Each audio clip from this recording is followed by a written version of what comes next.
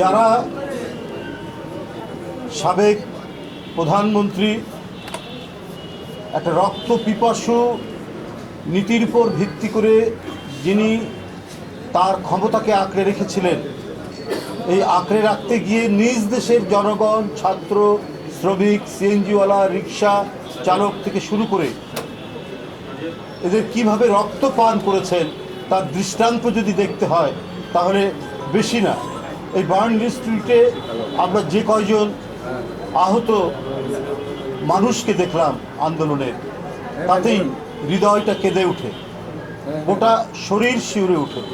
আজকে যারা সেই পলাতক প্রধানমন্ত্রীকে আশ্রয় দিয়েছেন এবং সেইখান থেকে নানা ধরনের উস্কানিমূলক কথা, অপপ্রচার, অপতথ্য বিতরণ করছেন, তাদের উদ্দেশ্যে বলতে চাই, একবার বাংলাদেশে এসে এই 4 মাস অতিক্রান্ত হওয়া আন্দোলনের পরেও সেই আন্দোলনে অংশগ্রহণকারী এদেশের ছাত্র জনতার কি করুণ, ভয়াবহ এবং নৃশংস তাদের উপর পাশবিকতা চালানো হয়েছে তার দৃষ্টান্ত আপনারা দেখতে পাবেন।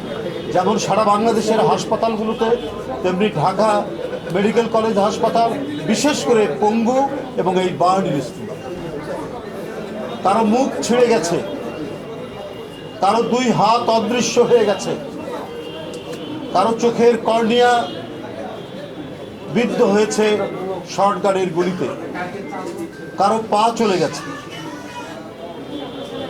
জীবন যেন তাদের কাছে একটা অভিশাপ হয়ে নেমে এসেছে। আমাদের মানবিক চিকিৎসকবৃন্দ দিন রাত পরিশ্রম করে তাদেরকে পৃথিবীতে মানুষের বসবাসের উপযোগী করার প্রাণান্তকর প্রচেষ্টা তারা চালাচ্ছে। আজকে মিডিয়ার ভাইরা যারা আমাদের সাথে সাথে ভিতরে ঢুকেছেন, তারা দেখেছেন কি ডিস্টর্টেড ডিফর্মিটি চেহারার মধ্যে, শরীরের মধ্যে শেখ হাসিনা এঁকে দিয়েছেন। এই পাপের পরিণতি কি হতে পারে, এই পাপের কি বিচার হতে পারে, সেটা যারা প্রত্যক্ষ করেছেন তারা বুঝতে পারবে। আজকে সেই পলাতক স্বৈরাচারের জন্য মায়া কান্না কাঁদছেন পার্শ্ববর্তী দেশের রাজনীতিবিদরা, নীতি নির্ধারকরা এবং আরও অনেকে, এবং বিশেষ করে আত্মা বিক্রিকারী মিডিয়ার লোকজনরা। আপনারা বাংলাদেশের মিডিয়া, আপনারা আন্দোলনের অনেক চিত্র ধারণ করেছেন, আপনারা এগুলোও জানেন। অথচ দিন রাত বাংলাদেশে নাকি হিন্দুদের বাড়ি পোড়ানো হচ্ছে, বাংলাদেশে নাকি হিন্দুদেরকে পুড়িয়ে মারা হচ্ছে। এই ধরনের ডাহা, অসত্য,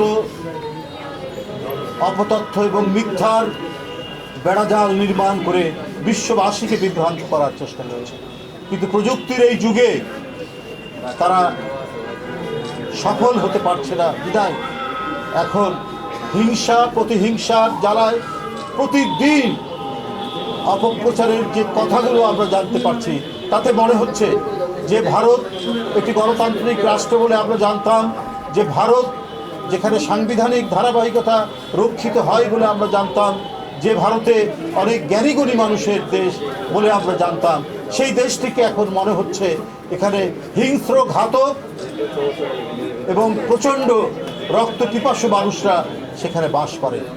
তাদের কাছে বাংলাদেশের মানুষকে বাংলাদেশেরই একজন চরমতম নরঘাতক এক প্রধানমন্ত্রী যে আচরণ করেছেন, সেই আচরণের যে দৃশ্য, যে ছবি আমরা প্রতিদিন দেখছি এবং হাসপাতালগুলোতে এখনও দেখে আসছি, এটা ভাষায় বর্ণনা করার মতো নয়। তারা তাদের নিজস্ব স্বার্থ শেখ হাসিনাকে দিয়ে রক্ষা করতেন। তাদের স্বার্থ রক্ষা করার জন্যই তারা শেখ হাসিনার জন্য এখন যে কুমিরের কান্না কাঁদছেন, সেটা অত্যন্ত সত্যে প্রমাণিত হচ্ছে। ওরা এত দূর গেছে যে আমাদের প্রিয় মাতৃভূমির স্বাধীনতার যে প্রতীক পতাকা, সেই পতাকা তারা নিজ দেশের আগরতলায় সেই পতাকায় স্ট্যান্ড ভেঙে আমাদের পতাকাকে ছিঁড়েছে।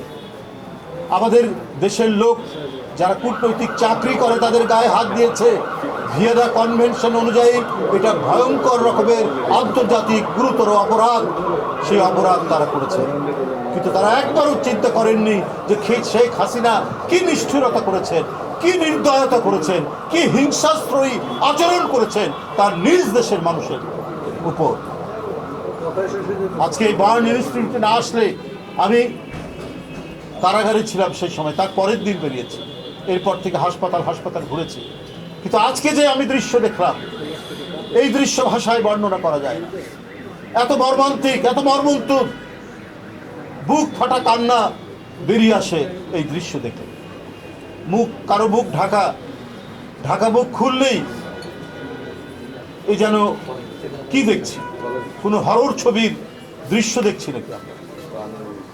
কে নেবে তাদের দায়িত্ব, কি করে তারা বাঁচবে? এই পরিস্থিতি তৈরি করে গেছেন পলাতক স্বৈরাচার। আর তাদের জন্য এত মায়া কান্না, তার জন্য আজকে সীমান্তে তারা এসে বাংলাদেশের ভিতরে নাকি তারা ঢুকে পড়ে বিক্ষোভ করবে, এবং শুধুমাত্র শেখ হাসিনাকে রক্ষা করার জন্য তারা ইসকনের নামে, চিন্ময়ের নামে, যে চিন্ময় ইসকন থেকে বিতাড়িত হয়েছেন, তার অপকর্মের কারণে সরকার তাকে গ্রেপ্তার করেছে। তার জন্য মনে হচ্ছে ভারতের দিল্লি থেকে শুরু করে একেবারে তাদের প্রত্যন্ত অঞ্চল, প্রান্তিক পর্যায় পর্যন্ত যেন কান্নার রোল পড়ে গেছে। এইভাবে চলতে পারে না। আর বাংলাদেশ স্বাধীন রাষ্ট্র, বাংলাদেশ সার্বভৌম রাষ্ট্র, বাংলাদেশের 18 কোটি মানুষ, 1971 সালে 30 লক্ষ মানুষ জীবন দিয়েছে, 2 লক্ষ মা বোন নির্যাতিত হয়েছে, সেই দেশ বাংলাদেশ। অত্যন্ত রক্তের দাবি কিনা এই বাংলাদেশ। এই বাংলাদেশকে কেউ মাথা নত করাতে পারবে না। এই বাংলাদেশকে ভয় দেখিয়ে, চোখ রাঙিয়ে নতজানু করাতে পারবে না। এখানে অপরাধীদের বিচার হবে, যারা আমার ভাইকে পঙ্গু করেছে, যারা আমার ভাইয়ের হাত কেটে নিয়েছে, যারা আমার ভাইয়ের মুখ উড়িয়ে দিয়েছে, তাদের বিচার বাংলাদেশে হবে। আন্তর্জাতিক অপরাধ ট্রাইব্যুনাল গঠিত হয়েছে। এই অপরাধের সাথে যে সমস্ত আইন শৃঙ্খলা বাহিনী জড়িত, যারা নির্দেশ দিয়েছেন, সেই সমস্ত পিশাচ মন্ত্রী, প্রধানমন্ত্রী থেকে শুরু করে প্রত্যেকের বিচার এখানে নিশ্চিত করতে হবে। কারো হুমকিতে এবং কারো প্রশ্রয় থেকে যারা তাকে রক্ষা করার চেষ্টা করবেন, তারাও বাংলাদেশের স্বাধীনতার বিরোধী, সেই রাষ্ট্র বাংলাদেশের সার্বভৌমত্বের বিরোধী, তারাও বাংলাদেশের জনগণের বিরোধী। এই বাংলাদেশ নির্মাণ করেছে বাংলাদেশের মানুষ, এই বাংলাদেশকে গড়ে তুলবে বাংলাদেশের মানুষ, এই বাংলাদেশের অগ্রগতি নিশ্চিত করবে এই বাংলাদেশের মানুষ। ধন্যবাদ আপনাদের।